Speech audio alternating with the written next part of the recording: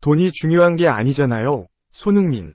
클린스만 위약금 75억 원 직접 해결하겠다. 뜻밝히자 축협 완전 난리난 상황.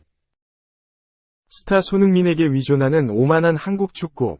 클린스만 때문에 중에게 욕먹는 한국 대표팀. 위르겐 클린스만 감독의 무능 때문에 한국 축구가 중국 언론에게도 대놓고 무시를 당하는 존재가 됐다. 위르겐 클린스만 감독이 이끄는 대한민국 축구대표팀은 7일 0시 이하 한국 시간 카타르 알라이안 아흐마드 빈 알리 스타디움에서 요르단과 2023 아시아 축구연맹 AFC 카타르 아시안컵 4강전에서 0에서 2로 패하며 탈락했다. 한국의 64년 만에 아시안컵 우승이 좌절됐다. 충격적인 패배였다. 한국은 월드클래스이자 프리미어리그 득점왕 출신 손흥민을 보유하고도 경기 내내 요르단에게 밀렸다. 역대 최강이라는 선수단이 무너지는데 오랜 시간이 걸리지 않았다. 클린스만 감독이 중심을 잡지 못했기 때문이다. 한국이 요르단에게도 밀리며 졸전을 펼친 것은 사실이다. 하지만 3경기 0골, 이 무일패의 중국이 한국 축구에 대해 평가를 내린다는 사실 자체가 자존심이 상하는 일이다. 중국 언론은 손흥민의 스타성을 인정하면서도 그에게만 위존한 한국이 문제라고 지적했다. 소우닷컴은 한국이 요르단의 0에서 2완패를 당하며 아시안컵 우승 실패 역사를 64년 이상 반복했다. 한국의 스타 전술은 전혀 효과가 없었다. 손흥민은 열세를 뒤집고 페널티박스 안에서 공을 잡지도 못했다. 수비라인에서 김민재의 부재가 컸다. 한국은 패배를 불평할 틈조차 없었다. 며 요르단전을 논평했다. 이어 소우닷컴은 클린스만 감독은 요르단 팀이 너무 잘 뛰었다고 했다. 오만한 한국인들은 0에서 2 패배가 운이 좋았다고 인정하기도 했다. 골키퍼 조현우의 선방이 아니었다면 전반전에 이미 0에서 3으로 패했을 것이라고 클린스만을 비판했다. 클린스만의 인터뷰로 인해 중국 언론에게 한국인 전체가 오만한 사람이라고 비춰졌다. 소우닷컴은 한국은 10년 넘게 점유율을 높게 가져가 상대 실수를 유발하는 전술을 유지했다. 하지만 스타가 즐비하다고 자부하는 한국은 연이어 실패를 맛봤다. 요르단이 한국 축구의 철학을 파괴했다. 연봉이 600만 유로인 타마리가 손흥민, 황희찬보다 잘했다. 오늘날의 한국 축구는 매우 이상한 퍼즐에 빠졌다. 한국은 정신적으로 더 강한 상대를 만나면 경직되고 무너지는 경향이 있다고 지적했다. 클린스만 감독 때문에 별의 별소리를 다 듣게 된 한국 축구다. 클린스만 감독을 경질하고 싶어도 거액의 위약금이 발목을 잡고 있다. 2. 클린스만 왜 혼자만 당당한가? 써는 물론 이란 감독도 사과했다. 위르겐 클린스만 대표팀 감독 혼자만 당당하다. 아쉬운 경기력도 있지만 축구팬들을 더욱 분노하게 만드는 건 그의 태도다. 클린스만 감독이 이끄는 한국 축구대표팀은 2023 아시아 축구연맹 AFC 카타르 아시안컵에서 4강 탈락했다.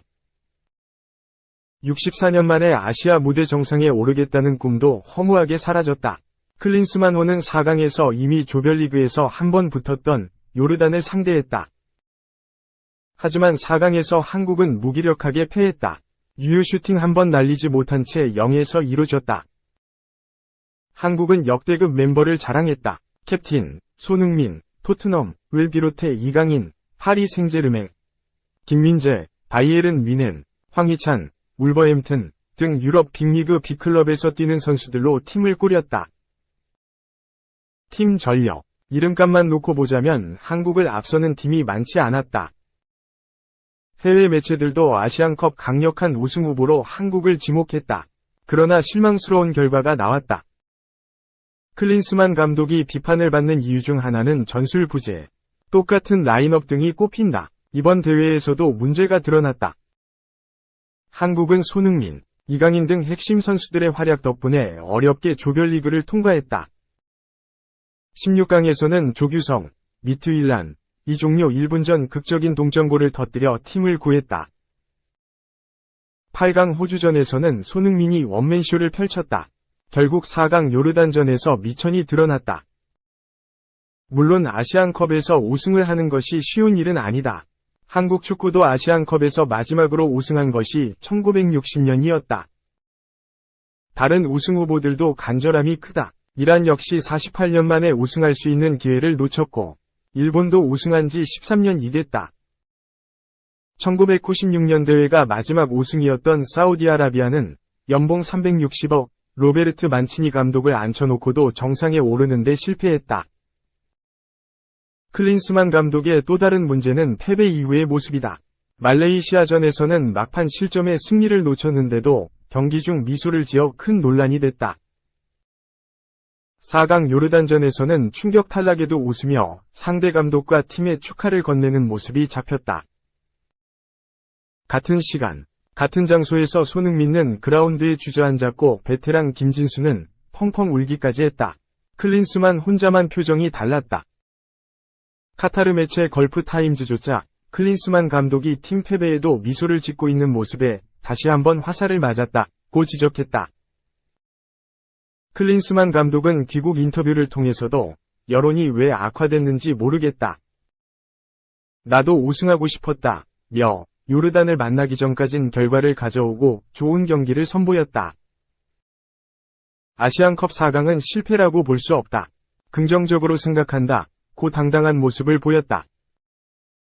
반면 다른 감독들은 달랐다. 아쉬운 성적에 진심으로 사과했다. 모리야스 하짐의 일본 감독은 8강 탈락 이후 원하는 목표를 이루지 못했다. 죄송함과 후회, 책임감도 느낀다. 선수들은 최선을 다했다. 고 말했다. 4강에서 떨어진 아미르 갈리노에이 이란 감독도 이란 국민들에게 미안하다고 말하고 싶다. 며 우리는 그들을 행복하게 해줘야 할 책임이 있다. 결승에 진출했어야 했는데 그러지 못했다. 고 자책했다. 그러면서 이 패배에 책임이 있는 사람을 찾는다면 이란 축구협회도 선수들도 아닌 바로 나다. 이 패배에 대한 책임은 내게 있다. 며 내 인생에서 최악의 날 중 하나 라고 다시 사과했다. 한국 선수들도 대회가 끝나자 축구팬들에게 진심이 담긴 사과 메시지를 전했다. 주장 손흥민은 제가 주장으로서 부족했다.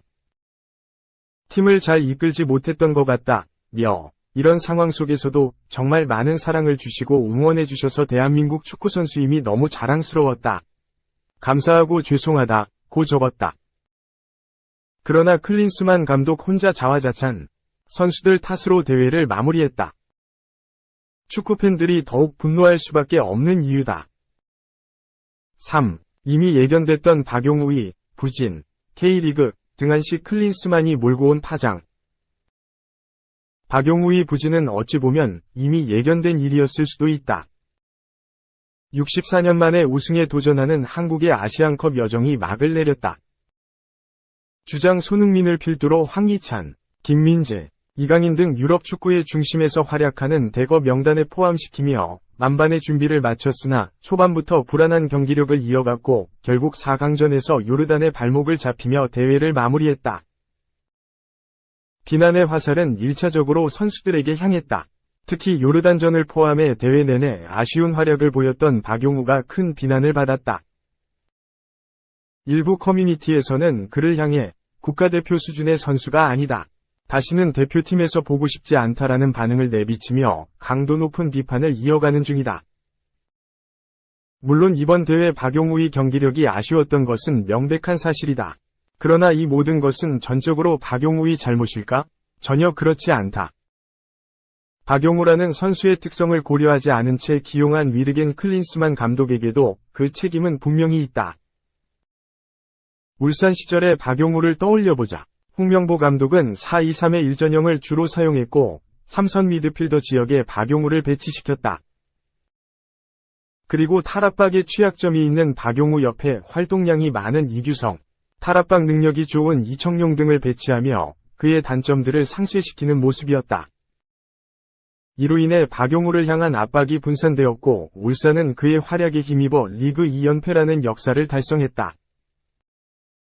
하지만 클린스만 감독은 이러한 특성들을 전혀 파악하지 못하는 모습이었다.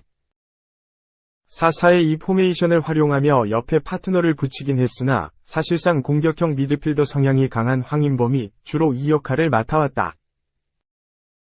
이로 인해 박용우는 빌드업 상황에서는 집중적으로 상대의 압박을 받았고, 상대의 역습 상황에서는 느린 발로 발 빠른 상대 공격수의 뒤를 쫓아갈 수밖에 없는 상황이 연출되기도 했다. 클린스만 감독이 선수 특성을 전혀 고려하지 않은 채 기용한 것은 이번이 처음이 아니다. 지난 6월 안현범을 기용했을 때도 마찬가지였다. 안현범은 빠른 속도를 이용해 직선적인 움직임을 가져가는 유형의 측면 수비수다. 사실상 측면 공격수라고 봐도 무방한 수준의 공격력을 가지고 있다. 그러나 클린스만 감독은 안현범에게 공격을 자제하고 후방 빌드업에 관여시키는 모습이었다. 또한 남기일 감독 체제에서 대부분의 경기를 300이 윙백으로 출전한 그를 400에 위치시키기도 했다. 결국 골았던 것이 터지고 말았다. 설사 이러한 특성을 고려하지 않았다고 하더라도 조별리그 단계에서부터 부진했던 그를 벤치로 내리지 않은 것은 큰 착오다. 클린스만 감독의 무관심 이한 선수를 사지로 내몰았다고 해도 과언이 아니다.